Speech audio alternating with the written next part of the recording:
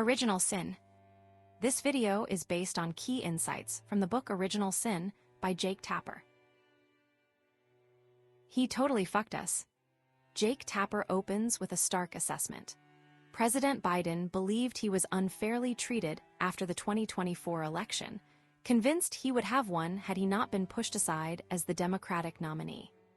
However, Tapper reveals that Biden's advisors possessed data contradicting his optimism, suggesting a likely and significant loss, even worse than the one suffered by Kamala Harris. This disconnect, Tapper explains, was a pattern throughout Biden's presidency, with his inner circle shielding him from unfavorable truths, particularly regarding concerns about his age and abilities. The narrative shifts to Vice President Harris and her team's shock and disbelief following the election results. Despite a hopeful campaign trail and a belief that they were within striking distance, Trump's victory was decisive. The weight of the loss immediately led to finger-pointing, with many Democrats placing the blame squarely on Biden's decision to run in the first place. David Plouffe, a veteran of Barack Obama's campaigns, bluntly stated that Biden totally fucked us, emphasizing the disastrous impact of a prolonged and ultimately unsuccessful campaign. Tapper details how concerns about Biden's age and cognitive abilities were present long before the public fully grasped the extent of the issue. As early as 2019, advisors privately questioned his capacity to run in 2024, and Biden himself acknowledged being a bridge to a new generation of leaders. Despite this, he announced his re-election bid in 2023, potentially committing to serve until age 86. The core problem wasn't simply age, Tapper argues, but a noticeable decline in Biden's abilities, limitations in his daily functioning, moments of confusion, memory lapses, and communication difficulties. The author highlights that while Biden could still perform presidential duties, his capacity was increasingly constrained. This reality was hidden from the public, and even from some within his own administration. The June 27th debate against Trump served as a breaking point, exposing Biden's decline to a national audience. Democrats who had witnessed similar struggles privately were not surprised, but had remained silent for various reasons. This silence, Tapper asserts, left Harris and her campaign scrambling with an untested nominee and a public distrust fueled by a perceived cover-up. Tapper illustrates the extent of the deception through anecdotes from within the White House. Numerous officials, including Anita Dunn and Jeff Zients, repeatedly assured others that Biden was fine, despite mounting evidence to the contrary. One prominent Democrat recounted a private meeting with Biden and the First Lady, witnessing firsthand his cognitive struggles and feeling deeply disturbed. Trump ultimately won the election by a significant margin, but Tapper points out that a mere 1.5 to 1.8 percentage point improvement in key states could have changed the outcome. The author poses a critical question. What if Biden had acknowledged his limitations and stepped aside, allowing for a competitive primary? He suggests that a more robust primary process would have produced a stronger nominee, better prepared for the challenges of the campaign. Tapper notes that throughout 2023 and 2024, Biden's physical and mental state visibly deteriorated, with reports of a stiffer gait, softer voice, and increasing reliance on a teleprompter. Despite these warning signs, the Biden team continued to downplay the issue, clinging to the belief that he could still win. Tapper concludes by emphasizing that the original sin of the 2024 election was Biden's decision to run and the subsequent efforts to conceal his decline. He details specific examples of Biden's struggles, memory lapses, incoherent speech, and limitations in his ability to function during crises, and argues that his team prioritized self-interest and fear of a Trump victory over honesty and the well-being of the country. The author suggests that Biden's actions ultimately guaranteed Trump's return to power, framing it as a tragic consequence of denial and deception. Get up. Jake Tapper opens by explaining that to understand why President Biden decided to run for re-election despite his age, you have to understand how he sees himself, as someone who always overcomes challenges. Biden believes in a personal story of resilience, constantly getting up after being knocked down, a lesson deeply ingrained by his father. This belief isn't just a personal motto. It's become a central part of how Biden and his inner circle view the world. Throughout his life, Biden has faced significant hardship. From a childhood stutter mocked by classmates to the tragic loss of his first wife and daughter, and later the death of his son Beau, he's repeatedly confronted immense pain. Tapper details how Biden overcame political setbacks, like a plagiarism scandal and a failed 1988 presidential bid, and even a serious brain aneurysm that threatened his ability to speak. Each time he bounced back, reinforcing his self-image and the faith of those around him. This pattern of overcoming adversity fueled his 2020 victory against Donald Trump, where he defied expectations once again. However, Tapper reveals a troubling side to this unwavering belief in Biden's resilience. The author explains that this mythology has morphed into something akin to a religion for Biden and his close advisors, where questioning his abilities is seen as a betrayal of faith. This created an environment of groupthink, where doubts were suppressed and a carefully constructed narrative was maintained.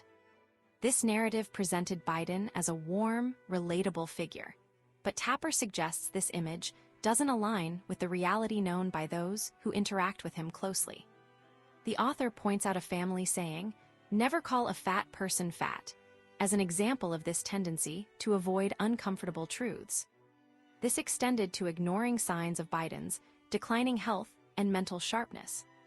According to a senior White House aide who left the administration, Biden's staff actively shielded him from those who might recognize the extent of his deterioration, beginning in 2023. Tapper emphasizes that this wasn't about malice, but a misguided loyalty. The aide, while expressing affection for Biden's character, believed it was a disservice to both the country and the Democratic Party to allow him to run again. The author concludes that the decision to seek re-election stemmed from a refusal to acknowledge the reality of Biden's age and health, fueled by a deeply ingrained belief in his ability to overcome any obstacle, regardless of the cost. The Politburo. Jake Tapper details a growing concern within President Biden's inner circle during the 2020 campaign, a noticeable decline in his mental sharpness. This wasn't a sudden thing, but a gradual erosion that became apparent during the grueling Iowa bus tour in late 2019. Simple things, like remembering the name of a longtime aide, Mike Donnellan, became difficult for Biden, causing worry among his staff. It wasn't just memory lapses. His debate performances were lackluster, and he avoided tough interviews, a departure from his usual openness with the press. A quiet anxiety settled over the campaign, with aides whispering about Biden not being 100%, but fearful of bringing it up to the president or his closest advisors. Tapper explains that this concern stemmed, in part, from the profound grief Biden experienced after the death of his son, Beau, in 2015. Beau was seen as Biden's political heir, and his loss seemed to deeply affect the president. This grief was compounded by his son Hunter's struggles with addiction, creating a period of intense personal turmoil. The author notes that even during Beau's cancer treatment, the family maintained a strict level of secrecy, downplaying the severity of his illness and even misleading the public about Biden's whereabouts to conceal visits to Beau's treatment facilities. The core of Biden's 2020 campaign team, dubbed the Politburo by Tapper Mike Donnellan, Steve Ricchetti, and Bruce Reed, were fiercely loyal and protective of the president. They downplayed concerns about Biden's age and abilities, focusing instead on his perceived strength as the best candidate to defeat Donald Trump. Despite Obama's reservations about the team and worries about Biden being humiliated, they pushed forward, believing Biden's connection with black voters would secure victory. Tapper highlights that even as Biden stumbled forgetting lines from the Declaration of Independence or struggling to articulate policy details, the team continued to present a confident front. During the COVID-19 pandemic, Tapper argues, Biden benefited from a reduced campaign schedule. The isolation allowed him to rest and avoid the rigors of constant travel. However, it also increased the influence of aides Annie Tomasini and Anthony Bernal, who became intensely protective, even resorting to using a teleprompter with pre-written answers during interviews. A particularly alarming incident involved the editing of video clips from the 2020 Democratic National Convention, where Biden's struggles to follow conversations were so significant that the footage required extensive reworking to be presentable. Tapper reveals that campaign staff actively combated viral videos highlighting Biden's gaffes, using targeted advertising to counter negative perceptions. While some clips were unfair, the author points out that they tapped into a genuine concern about Biden's age and mental acuity. Despite a narrow electoral college victory, the Politburo interpreted the results as validation of their strategy, dismissing concerns about Biden's condition and reaffirming their belief in his ability to lead. The author suggests this created a bubble of self-assurance that further shielded Biden from honest assessment and critical feedback. The Bidenness. Jake Tapper details how concerns about President Biden's mental sharpness grew over many years, making it hard to tell when genuine decline began. Even during his time as vice president, Biden had a reputation for being quick to anger with staff, forgetting names, and rambling during speeches. Tapper points to examples like a comment Biden made during his 2008 presidential campaign about needing an Indian accent to shop at convenience stores, and a backhanded compliment about Barack Obama being articulate and bright for an African-American candidate. These incidents, while controversial at the time, became part of the accepted Bidenness, his established personality quirks. This long-standing pattern created a problem when evaluating Biden's fitness for office as he aged. Tapper explains that it became difficult to distinguish between typical Biden gaffes and signs of serious mental slipping. A former European leader shared a story of a very long, rambling meeting with Biden at the United Nations, noting it felt like talking to an elderly relative. The leader later observed Biden needed prompting from Secretary of State Tony Blinken to address the main topic of their second meeting. This leader ultimately believed Biden shouldn't have sought re-election. According to Tapper, those closest to Biden noticed the changes gradually, a phenomenon they called boiling frog syndrome. The idea is that slow, incremental changes are harder to detect than sudden ones. While the story of a frog not noticing boiling water is actually untrue, the analogy illustrates how White House staff and campaign advisors became accustomed to Biden's worsening condition. Those who interacted with him, less frequently reporters, donors, and lawmakers, were more likely to express alarm, while those in daily contact often dismissed concerns with a simple, "He's fine." Tapper reveals that some advisors were shocked when comparing Biden's debate performance in 2024 to his performance in 2020, realizing the extent of his decline. However, many of these same people actively worked to hide the president's struggles, making adjustments to help him appear capable. Tapper suggests this evolved into a kind of cover-up, with people enabling the decision for Biden to run for re-election despite clear signs he was no longer at his best. The author concludes by contrasting the situation with the apocryphal frog, noting that people around the president faced much more difficult choices than an animal in a pot of water. I, Joseph Robinette Biden Jr., do solemnly swear. Jake Tapper paints a picture of a White House operating with a tight inner circle, shielding President Biden from scrutiny as concerns about his age and mental sharpness grew during his first year in office. The chapter begins on Inauguration Day, revealing a Politburo, a small group of longtime advisors, including Ron Klain, who quickly gained immense power. This group, along with their family members, filled key positions, raising questions about loyalty and influence over experience. Klain, in particular, steered Biden's policies further left than his established political stance, despite Biden's respect for his intellect. The narrative highlights a critical moment in October 2021, when Speaker Pelosi needed Biden's support to pass the bipartisan infrastructure bill. However, Biden's appearances before the House Democrats were described as rambling and lacking a clear request for support.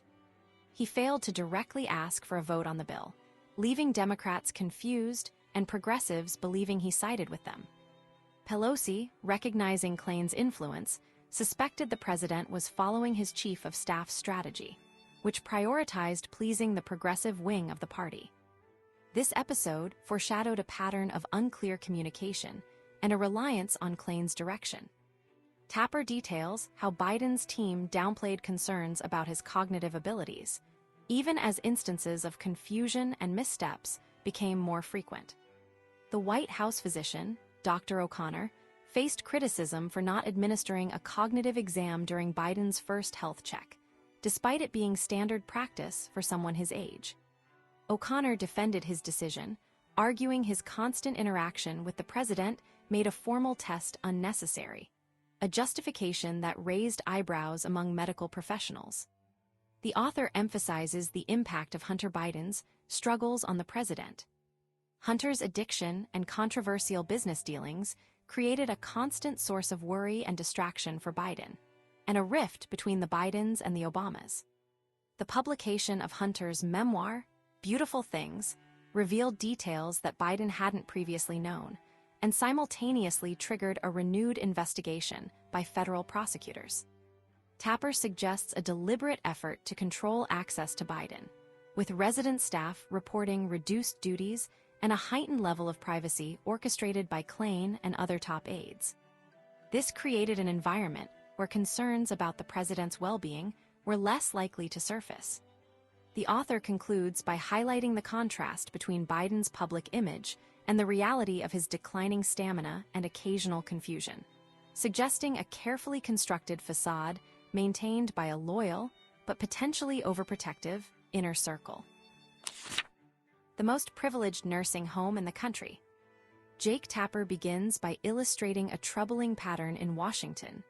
Powerful politicians often stay in office long after they should, and people around them help hide their declining health. He points to Congresswoman Kay Granger, who quietly entered assisted living after her final vote, continuing to collect her salary while her condition remained secret. This sets the stage for a larger discussion about President Biden's situation. Tapper highlights Nikki Haley's sharp observation that the Senate sometimes feels like a privileged nursing home, suggesting that many older senators remain in power for too long. He explains that giving up a life of influence is incredibly difficult for politicians, comparing the pull of politics to an addiction. Unlike other professions, there's no one to force them to retire. They only need to convince voters they're still capable. The author details a history of lawmakers serving while clearly struggling with their health. Strom Thurmond, a senator who served until age 100, is presented as a prime example, with stories of him confusing historical events even years before his death. Tapper notes that this issue isn't limited to one party, citing Senator Dianne Feinstein repeatedly asking the same question at a hearing and resisting calls to retire. This pattern is fueled by the seniority system, where longer service equals more power, and by the vested interests of those who rely on the politicians' continued success. Tapper emphasizes that concealing health problems from the public isn't new. Presidents have done it for centuries, from George Washington's early illnesses to John F. Kennedy's Addison's disease and the long-hidden onset of Ronald Reagan's Alzheimer's. There are no rules requiring transparency, allowing presidents and other leaders to keep their health issues private. Ultimately, Tapper argues that the situation surrounding President Biden is particularly serious. While covering up health issues is not unprecedented, the potential consequences of a president's decline are far greater, making this cover-up especially concerning. He suggests that Biden's decision to run for re-election, despite apparent health concerns, is a significant misstep. Who else is going to do this? Jake Tapper paints a concerning picture of President Biden's second year in office, detailing a noticeable decline in his abilities and the extensive efforts made by his staff to conceal it from the public. The chapter reveals a White House operating under a constant need to manage and accommodate the president's diminishing capacity, a a situation that ultimately led to the controversial decision for him to seek re-election. Early signs of trouble emerged during international trips and public appearances. Biden stumbled over words, struggled to complete thoughts, and occasionally made gaffes like his unexpected statement about Putin needing to be removed from power and his ambiguous comments regarding military support for Taiwan. These instances weren't isolated. Tapper reports aides frequently intervened to limit Biden's exposure, reducing the number of interviews and press conferences he held compared to previous presidents. The explanation offered was Bidenness, a vague reference to his personality. But the reality, according to sources, was a clear decline in communication skills, particularly worsened after the death of his son Beau. The White House adapted by drastically shortening speeches, simplifying vocabulary, and relying heavily on prepared remarks and teleprompters. Speechwriters began tailoring content to Biden's known preferences and repeating familiar phrases, essentially speechifying to compensate for his struggles. Even private meetings, like cabinet discussions, were heavily scripted, with staff predetermining questions to ensure smooth interactions. This level of control extended to scheduling, with aides blocking a planned 10-day trip deemed too strenuous, citing the complexities of a visit to Saudi Arabia as a convenient excuse. Concerns about Biden's age were openly discussed, though not as a reason to halt his activities, but to modify them. David Axelrod, a former advisor to President Obama, voiced his worries, questioning whether Biden was truly up to the demands of another 4 years. He recalled advising Biden in 2015 to acknowledge his age, but was met with resistance. Axelrod's public comments drew a sharp rebuke from White House Chief of Staff Ron Klain, who argued that Biden was the only candidate capable of defeating Trump, dismissing any concerns about his age as secondary. The situation worsened as time went on. A bike accident in 2022, captured on camera, became a symbol of Biden's physical vulnerability. Internally, the White House began to track the language used by the public to describe the president, revealing a growing perception of decline. Even within his own cabinet, doubts surfaced, with multiple secretaries privately questioning his ability to continue, though they remained silent publicly. Biden himself seemed aware of his limitations, admitting during a speech that he was starting to bore myself. The decision to run for re-election was made with surprisingly little debate. Despite concerns from some advisors, Biden's team, led by figures like Mike Donilon and the First Lady's office, were convinced he was the only viable candidate. They dismissed the idea of considering alternatives, like Vice President Harris, whom they didn't fully trust. The rationale centered on Biden's experience and his perceived ability to defeat Trump, overlooking the mounting evidence of his declining abilities. The chapter concludes with a sense of foreboding, highlighting the lengths to which the White House went to protect Biden's image and the questionable decision to put an aging president forward for another term, even as his capabilities visibly diminished. Dr. Biden. Jake Tapper reveals a growing concern within the Democratic Party regarding President Biden's age and fitness for a second term, a concern that was bubbling up even in the summer of 2022. During a fundraising dinner in Boston, prominent donor Joshua Bekenstein bluntly voiced his worries to First Lady Jill Biden. He respectfully suggested that Biden should not run again, comparing the idea of an 86-year-old president to the unappealing prospect of an elderly doctor performing surgery or a pilot flying a plane. Bekenstein made it clear his concerns weren't specific to facing Donald Trump. He believed Biden's age was a problem regardless of the opponent. The moment was tense, and the First Lady, according to Tapper, was initially caught off guard and later regretted not defending her husband more strongly. This incident highlights the central role Jill Biden plays in protecting the president's image and bolstering his confidence. Tapper portrays her as fiercely loyal and determined to shield Joe from criticism, particularly regarding his age and perceived decline. She insisted on being addressed as Dr. Jill Biden, and, with the help of a key aide named Anthony Bernal, actively managed perceptions within the White House. Bernal, described as abrasive and controlling, became a gatekeeper, influencing the president's schedule and controlling access, often invoking the First Lady's name to shut down discussions he anticipated she wouldn't like. Tapper details how Dr. Biden and Bernal worked to control the narrative, keeping a close watch on White House staff and ensuring loyalty. Bernal's influence extended to shaping events and even requesting separate, spousal programming for the First Lady during foreign trips, seeking input on matters typically handled by national security experts. This level of involvement, Tapper suggests, was unusual and indicative of a broader effort to manage perceptions of the president's capabilities. The author emphasizes that bringing up concerns about Biden's age or mental sharpness around either Dr. Biden or Bernal was a risky move. The narrative further illustrates the First Lady's unwavering support for another campaign, even when others within the party were unsure. During a state dinner with French President Emmanuel Macron, Jill Biden casually mentioned her rigorous exercise routine, framing it as preparation for a tough campaign.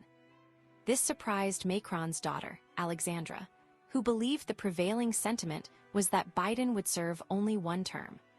The president himself seemed momentarily confused by the question of another campaign, and Nancy Pelosi appeared shocked. Despite this, a toast was quickly raised to 4 more years, suggesting a determined effort to project an image of confidence and forward momentum, even if it wasn't universally shared. Tapper's account paints a picture of a White House actively working to conceal doubts about the president's ability to serve a full second term, and a First Lady deeply committed to making that happen. Are we sure this is a good idea? The year 2023 began with a change in President Biden's top aide, Ron Klain, who appeared worn out from the job.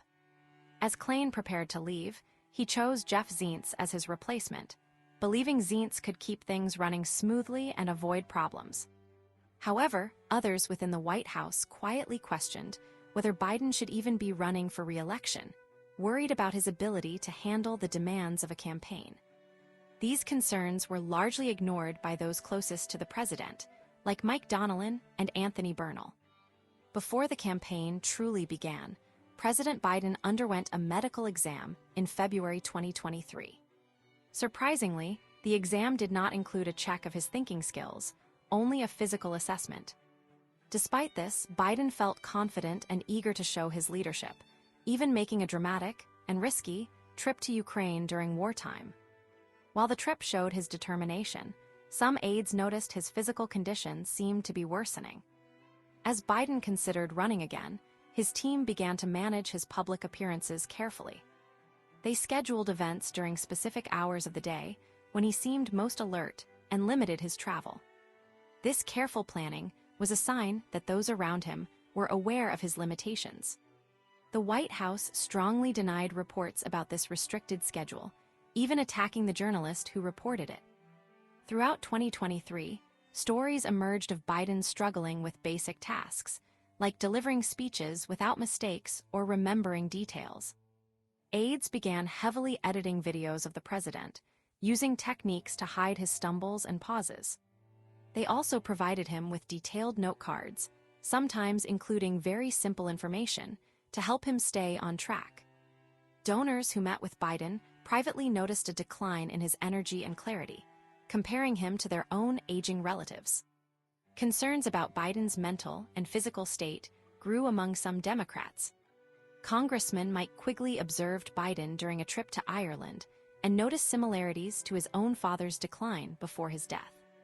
Others, like Congressman Mark Warner, experienced unsettling interactions with the president, noticing memory lapses and confusion. As Biden officially launched his re-election campaign, his team struggled to gain momentum. The campaign lacked clear direction and was hampered by the president's own limitations. Meanwhile, a special counsel, Robert Hur, was appointed to investigate Biden's handling of classified documents. The investigation uncovered recordings from interviews Biden had given to his ghostwriter years earlier, revealing that he had discussed classified information and that his cognitive abilities appeared to be declining even then. The investigation also revealed a pattern of attempts to protect Biden from scrutiny. His team pushed back aggressively against any negative coverage of his age or health, attempting to discredit journalists who raised concerns. They also tried to control the narrative around his public appearances, limiting his exposure and carefully managing his schedule. As the year drew to a close, more and more people within the Democratic Party began to question whether Biden was truly fit to run for re-election. Some privately urged him to step aside, fearing that he would be unable to defeat Donald Trump.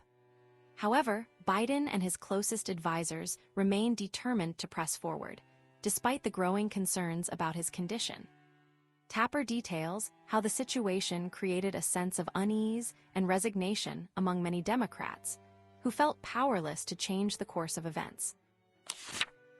Dean Phillips. Jake Tapper details how Congressman Dean Phillips became increasingly worried about President Biden's ability to lead, noticing a clear decline in his speaking and walking skills in 2023.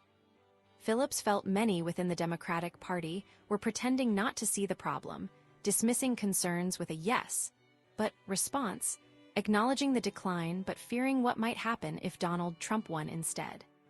Phillips believed avoiding the issue was a mistake, comparing it to people refusing to accept obvious truths, even in high-profile cases. The author explains that Phillips attempted to encourage other Democrats to challenge Biden in the primaries, hoping for a competitive election.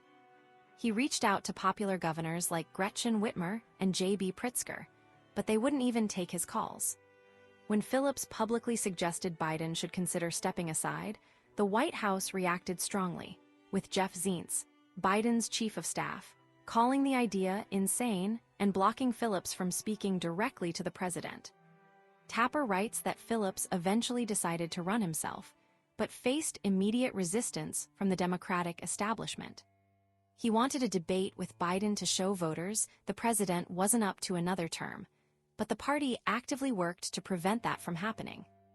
Biden unilaterally changed the primary calendar, making South Carolina the first contest, a move widely seen as a way to protect him from poor results in states like Iowa and New Hampshire, where he had struggled in 2020. According to Tapper, the Biden team falsely framed opposition to the calendar change as an attack on black voters, despite the fact the change was only intended for this one election cycle. The Democratic National Committee also refused to hold any primary debates, effectively shielding Biden from scrutiny. Phillips even had to sue to get his name on the ballot in Wisconsin, highlighting the lengths the party went to in order to protect the president. The author notes that Phillips, who once dismissed complaints about the democratic process from Bernie Sanders and Marianne Williamson, now understood their frustrations. He suspended his campaign after a disappointing Super Tuesday, ultimately endorsing Biden, but believing his party was heading towards a difficult election outcome by refusing to address legitimate concerns about the president's fitness for office. Tapper concludes that the Democratic Party's dedication to Biden seemed to outweigh its commitment to a truly open and democratic process. 2024. Jake Tapper paints a picture of a 2024 presidential campaign built on a shaky foundation, the declining health of its candidate, Joe Biden, and a concerted effort by his inner circle to hide it from the public. As the year began, Biden's team, dubbed the Politburo by Tapper, felt confident despite concerns about his age, pointing to his legislative wins and the lack of serious primary challengers. They dismissed negative polling numbers as consistently bad, not worsening, and believed Biden's political skills were still sharp. However, many Democratic senators privately worried about a noticeable decline in Biden's speech and movement, though they remained silent. Within the White House, staff fell into three groups. The Politburo actively denied any problem, believing strong decision-making behind closed doors was all that mattered.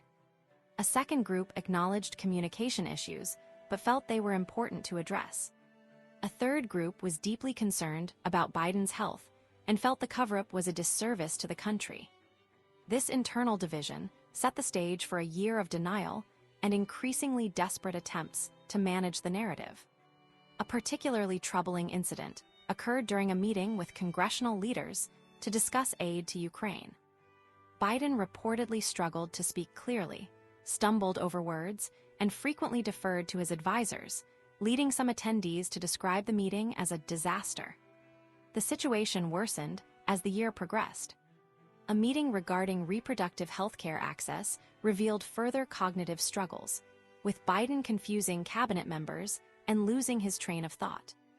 Meanwhile, a lucrative deal was struck for Mike Donnellan to leave the White House and run the campaign, costing the campaign $4 million. This raised eyebrows among other staff. The Super Bowl offered an opportunity for an interview, but the White House declined, coinciding with the impending release of special counsel Robert Hur's report on Biden's handling of classified documents. Hur's report, while not recommending criminal charges, detailed instances of Biden's memory lapses and raised serious questions about his cognitive abilities. The White House reacted with fury, attempting to pressure Attorney General Merrick Garland to remove damaging passages from the report. This sparked a public battle with the Justice Department, with Biden's team accusing her of unprofessionalism and questioning Garland's independence. The attempt to control the narrative backfired, drawing further attention to Biden's mental state. Throughout the spring, concerns continued to mount. Biden's public appearances became increasingly concerning, with reports of rambling speeches and difficulty maintaining coherent thought. Hollywood figures like Jeffrey Katzenberg were brought in to try and improve Biden's presentation, focusing on lighting and voice amplification. However, internal polling revealed that voters' primary concern wasn't inflation, but Biden's mental fitness. Despite this, the campaign pushed for an early debate with Donald Trump, hoping to dispel doubts about Biden's abilities. Tapper suggests this was a risky gamble, given Biden's declining condition, but the Politburo believed it was necessary to shift the focus away from his age and towards a clear choice between two candidates. The author concludes with a sense of foreboding, highlighting the internal conflict and the desperate measures taken to conceal a troubling reality. D-Day.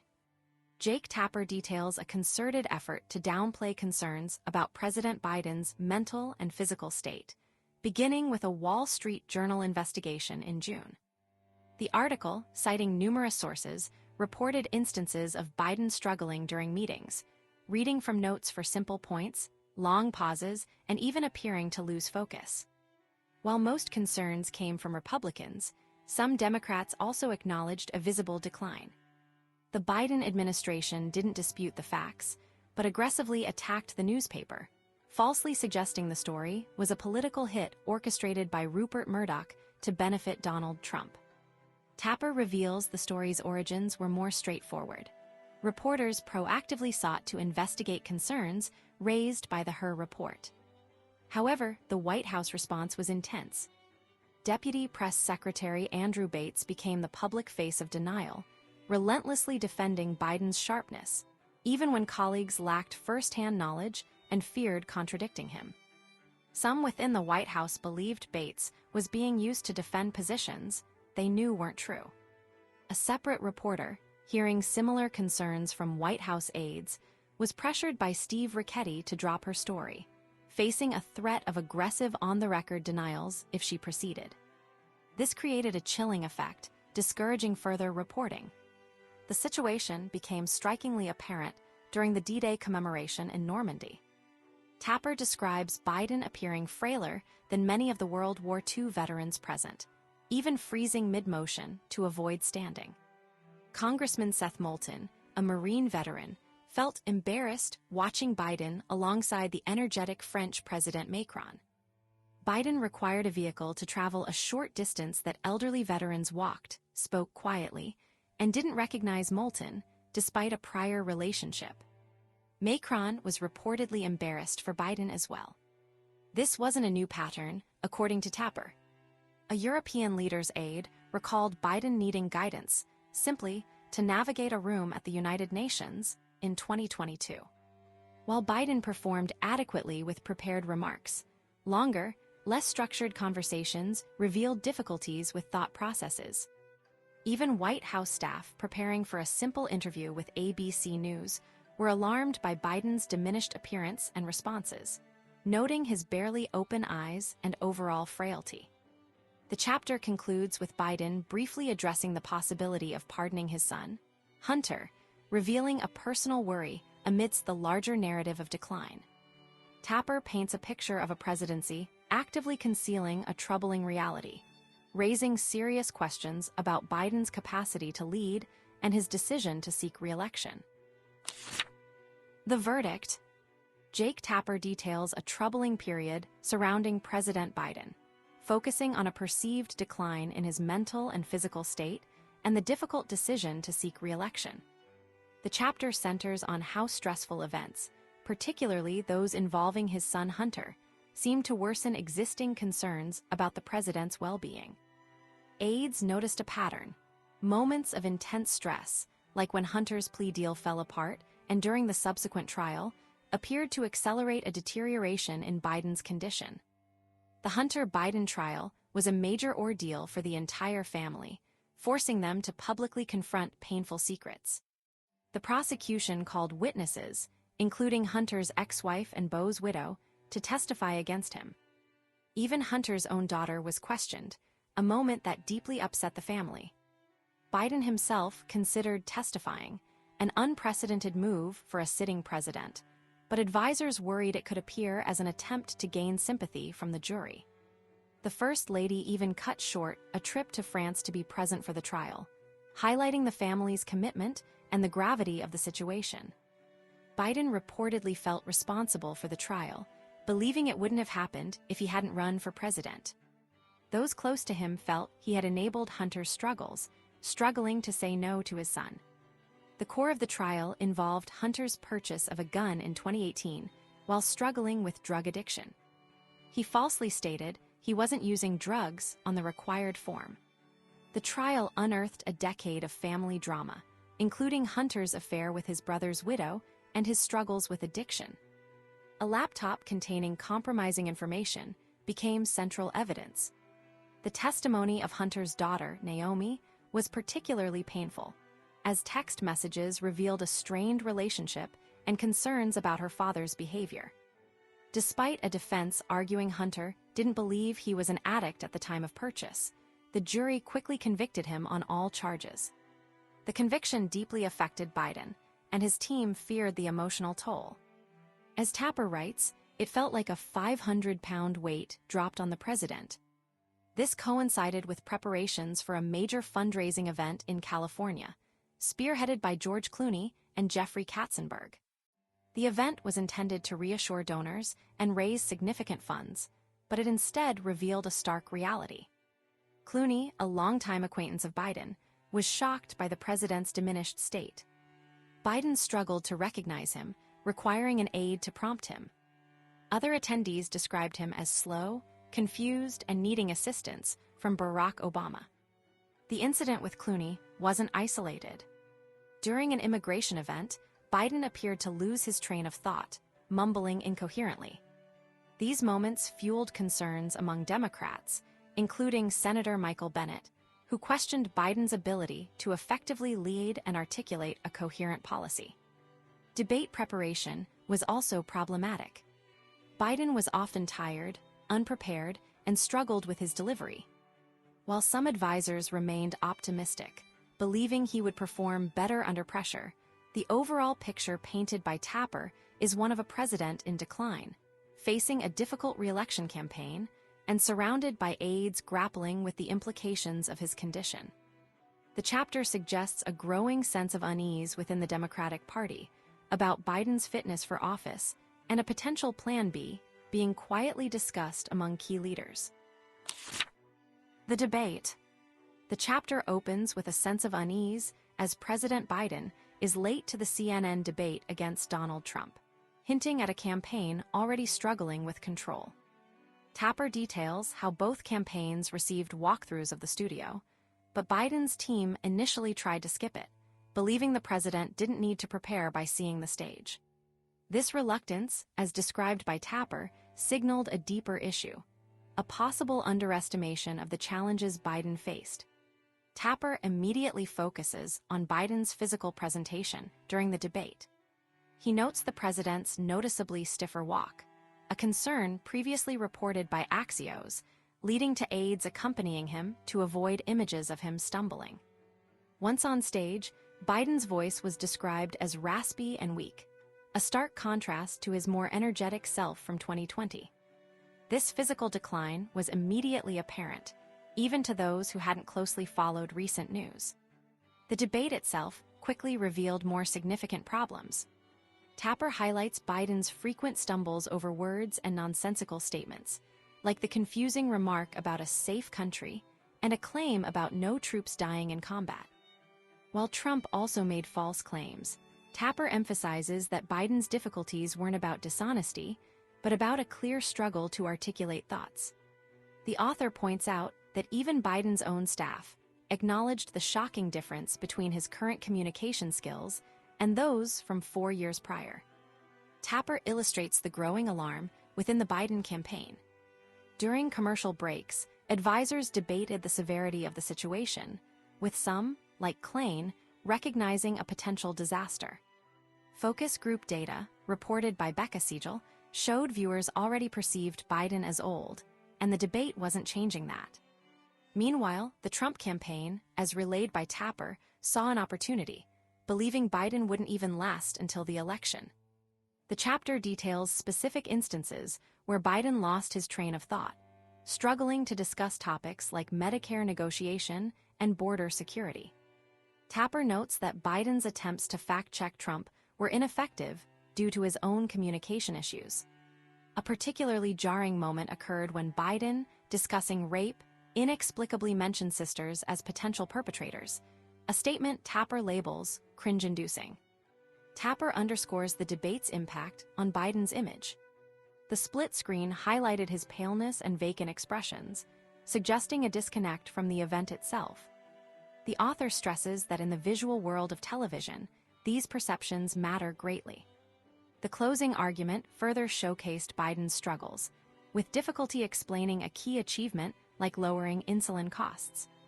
The chapter concludes with a sense of disbelief within the Biden camp.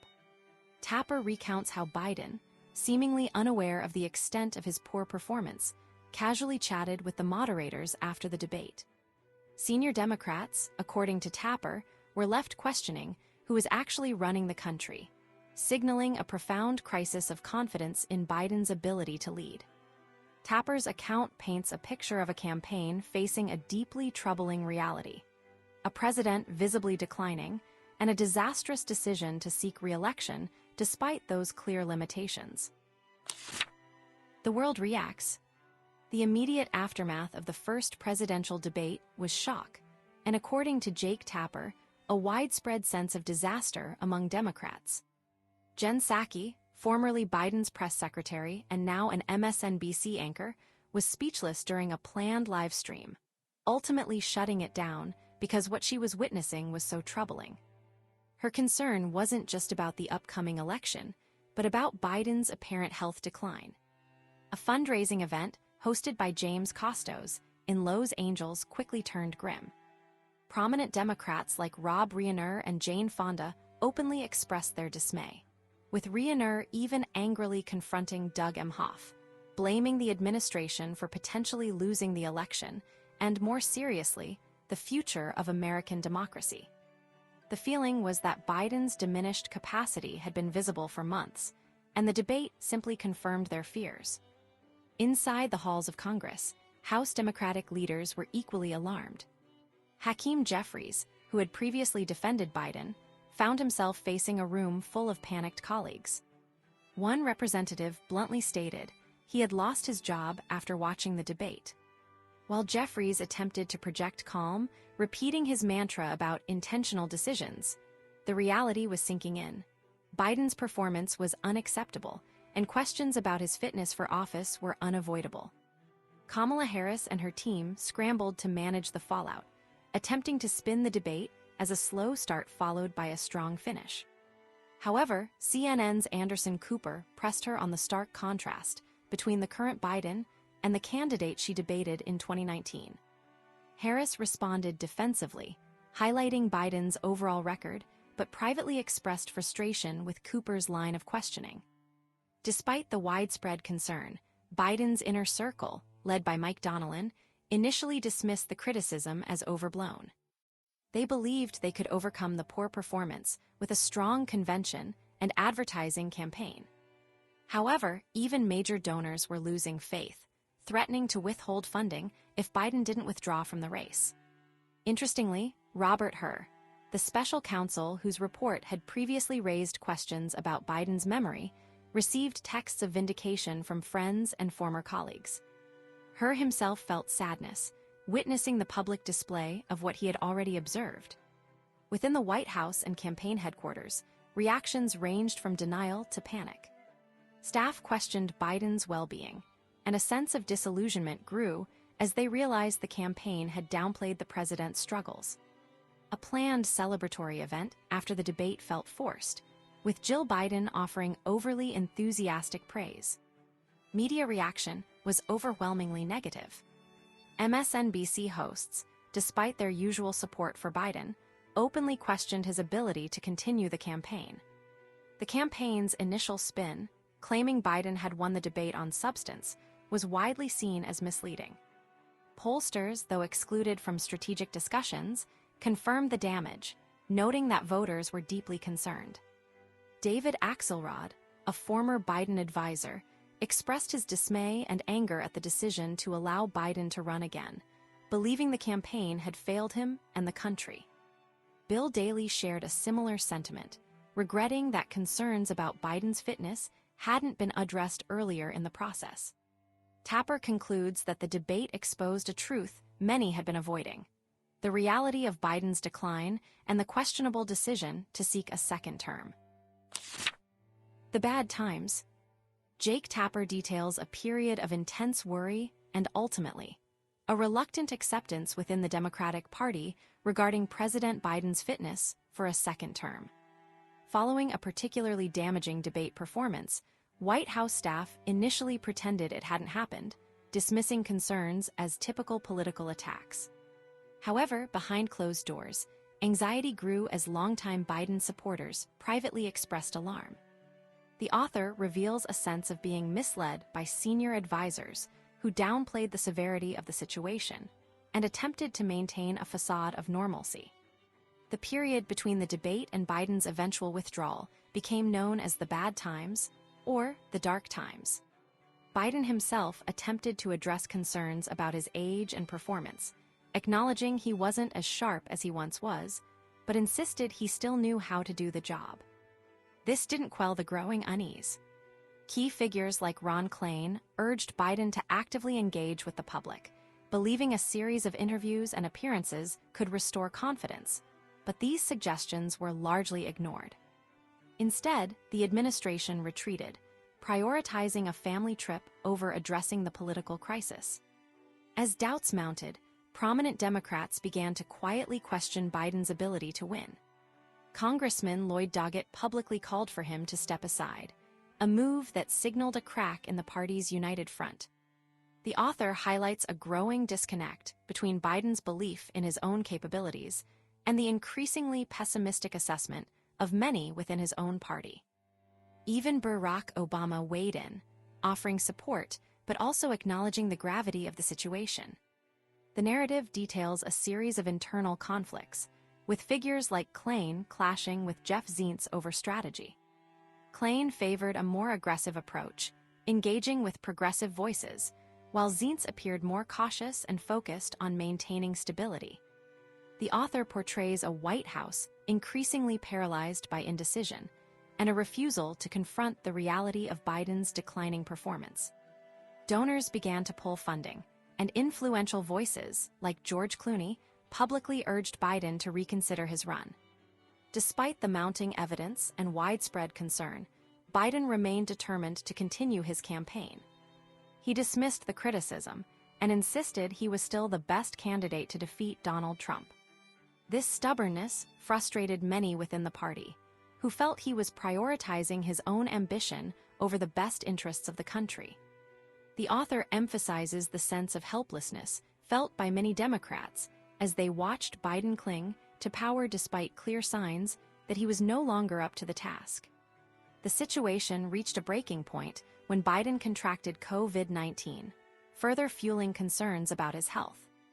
The author describes a chaotic scene as the Secret Service prepared to rush him to the hospital, highlighting the fragility of his condition. Ultimately, Biden decided to withdraw from the race, clearing the path for Vice President Kamala Harris to become the Democratic nominee.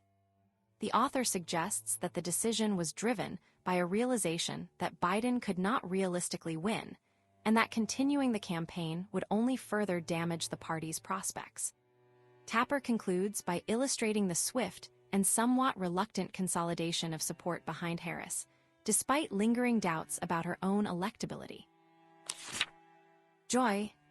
Jake Tapper details a frantic and unsettling period within the Democratic Party following a disastrous debate performance by President Biden. The initial hope for a quick exit for Biden, perhaps with a modified primary process, evaporated as he stubbornly clung to his candidacy. Top Democrats, including Barack Obama, anticipated a call from Vice President Harris, and they were right.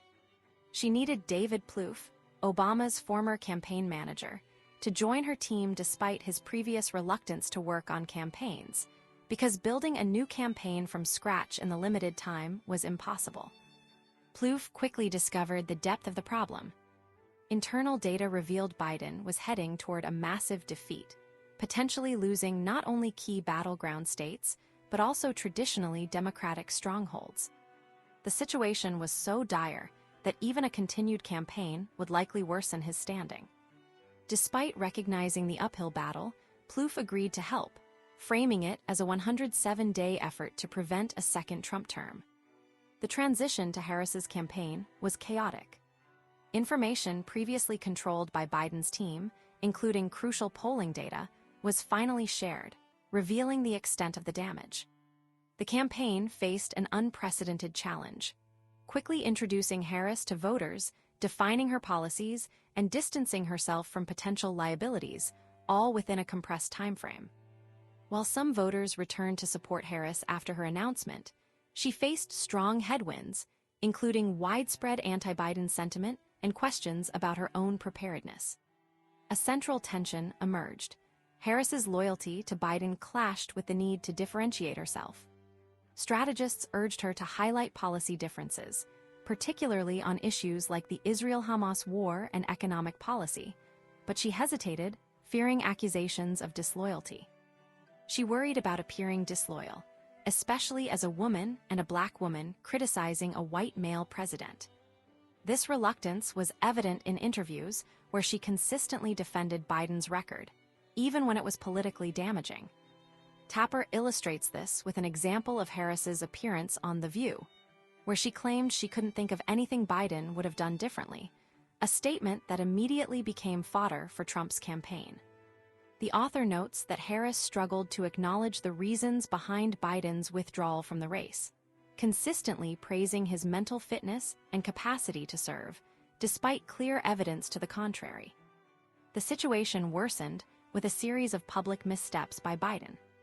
A particularly damaging incident occurred during a visit to Pennsylvania, where Biden playfully exchanged a Trump 2024 hat with a supporter, providing Trump's campaign with valuable material. Biden's comments about potentially eliminating threats and his subsequent attempt to clarify the statement further fueled the narrative of decline. These incidents underscored the challenge Harris faced. Running alongside a candidate who seemed increasingly unable to control his own messaging and was actively undermining her campaign. Tapper concludes that Biden's continued presence on the ticket was a significant liability, and Harris's campaign struggled to navigate the delicate balance between loyalty and political necessity. Out the door. Jake Tapper paints a picture of a presidency ending not with strength, but with a sense of unraveling and regret. The chapter begins with a strange moment. Anita Dunn, a top advisor, quoting lines from The Godfather about revenge and enemies, which struck some as unsettling given the White House's public insistence that President Biden was fit for another term. It hinted at a darker undercurrent within the administration, a willingness to hold grudges. As the end neared, Biden himself seemed frustrated, lashing out at a reporter when questioned about his age, boasting about his global connections. This was followed by a controversial pardon of his son, Hunter, for past crimes, extending the pardon to cover 11 years of potential offenses. While understandable as a fatherly act, Tapper notes the pardon was timed poorly, and more importantly, Biden justified it by echoing former President Trump's claims of politically motivated prosecutions. This deeply disappointed Attorney General Garland and Special Counsel Weiss, who felt Biden undermined the independence of the Justice Department. Weiss specifically stated Biden's accusations were gratuitous and wrong, emphasizing that Hunter Biden's guilt was established by a jury and his own plea. The physical signs of Biden's decline became increasingly obvious during his final foreign trips. Aides stopped trying to hide his struggles, with instances of him needing assistance to walk and sticking rigidly to prepared remarks to avoid unscripted moments. This led to disbelief among Democrats, many wondering how the party ever thought he could serve another 4 years. Some felt betrayed, questioning how those close to him hadn't recognized his diminishing capabilities. A particularly pointed question arose about the role of First Lady Jill Biden, with some wondering how she could not see the changes in her husband. Tapper highlights the troubling dynamic of Biden being shielded from reality by his advisors, who continued to tell him he could have won the election even as evidence suggested otherwise. This false reassurance angered Vice President Harris, and Biden had to apologize. The chapter concludes with Biden preemptively pardoning his siblings and their spouses, citing fear of future political attacks, a move seen by many as prioritizing family interests over the good of the country. This act mirrored Trump's behavior, and shortly after taking office, Trump responded by offering full pardons to those involved in the January 6th insurrection. The final image is of Biden entering a post-presidency managed by a team heavily influenced by the First Lady, facing challenges even with his presidential library fundraising. Tapper suggests a small group of loyalists enabled a situation that ultimately wasn't in the best interest of the country or the Democratic Party. Conclusions. Jake Tapper begins by drawing a parallel between the scandals surrounding President Biden and those of Richard Nixon, but quickly clarifies they are distinct. While Nixon's Watergate involved abuse of power for political gain, the issue with Biden, according to Tapper, centers on a concealed decline in his health and a questionable decision to seek re-election despite it. Tapper points out that the Founding Fathers didn't fully map out how government should function, and the rules for presidential succession evolved over time, culminating in the 25th Amendment. This amendment addresses situations where a president is unable to fulfill their duties, even if they don't realize it themselves, but requires significant courage from the vice president and cabinet to activate. Tapper acknowledges that even critics within his reporting didn't consistently claim Biden was entirely unfit for office, and some supporters genuinely believed in his capabilities, particularly when weighed against the alternative of Donald Trump. However, he suggests a degree of self-deception among Biden's inner circle, believing they prioritized protecting him over honestly assessing his condition. The author describes Biden's decline not as a constant inability to function, but as moments of confusion, difficulty communicating, and memory lapses, while aides continued to publicly affirm his decision-making abilities. The core of Tapper's argument rests on the observations of medical professionals. Dr. Jonathan Riener, a White House consultant for multiple administrations, believes Biden has experienced a significant cognitive and physical decline. Riener criticizes the White House for potentially avoiding comprehensive testing to avoid a formal diagnosis, and therefore avoid public disclosure. Other neurologists, observing Biden's public appearances, shared similar concerns and were particularly alarmed by his performance during the debate, suggesting a possible neurodegenerative disease. While acknowledging the difficulty of diagnosing from afar, they felt the debate provided clear evidence of a serious issue. Tapper emphasizes the White House's responsibility to be truthful about the president's health, arguing that withholding information erodes public trust. He proposes a legal solution, requiring the president's physician to provide a detailed, sworn report to Congress regarding the president's physical and cognitive fitness. Currently, the annual health report is largely at the White House's discretion. Tapper recalls a 2020 interview with Biden, where the then candidate pledged complete transparency regarding his health, a promise the author asserts was broken. The book concludes with a stark statement: Biden did not fulfill his pledge of transparency. And that brings us to the end of our summary of this book. I hope you found it insightful and valuable. If you enjoyed this video, hit like and subscribe for more. Your support helps us bring you more great content. Thanks for watching.